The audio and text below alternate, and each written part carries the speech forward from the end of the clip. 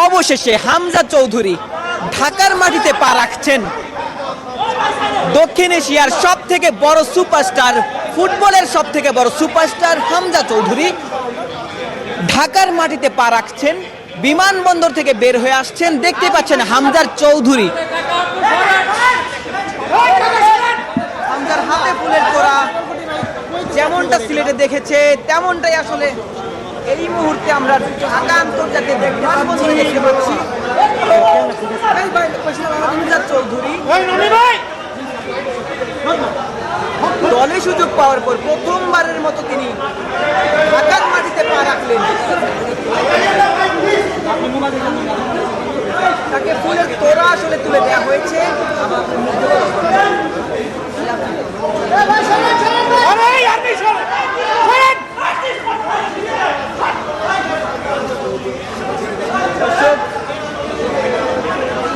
হামজা চৌধুরী হাসি মুখে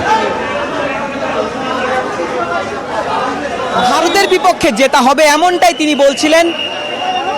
হামজাকে ঘিরে যেই উন্মাদনা সেটি আপনারা দেখতে পাচ্ছেন।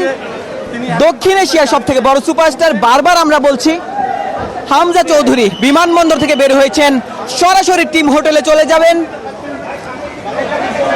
হামজা চৌধুরী বাংলাদেশ ফুটবলের একটা রেভলিউশন তিনি নিয়ে আসছেন। বাংলাদেশ ফুটবলের কান্ডারি হিসেবে তিনি আসলে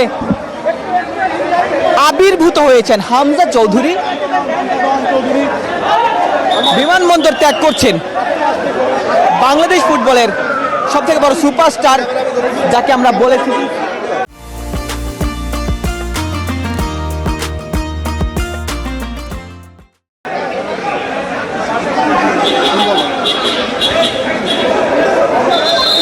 দর্শক, হামজা চৌধুরী গণমাধ্যমের মুখোমুখি হয়েছেন। তিনি প্রায় ৯,০০০ কিলোমিটার অতিক্রম করেছেন। তিনি আসলে বাংলাদেশ দলের হয়ে খেলার যে তাড়না, সেই তাড়না থেকেই স্বদেশে ফিরেছেন। বাংলাদেশের হয়ে খেলবেন, ভারতের বিপক্ষে মাঠে নামবেন।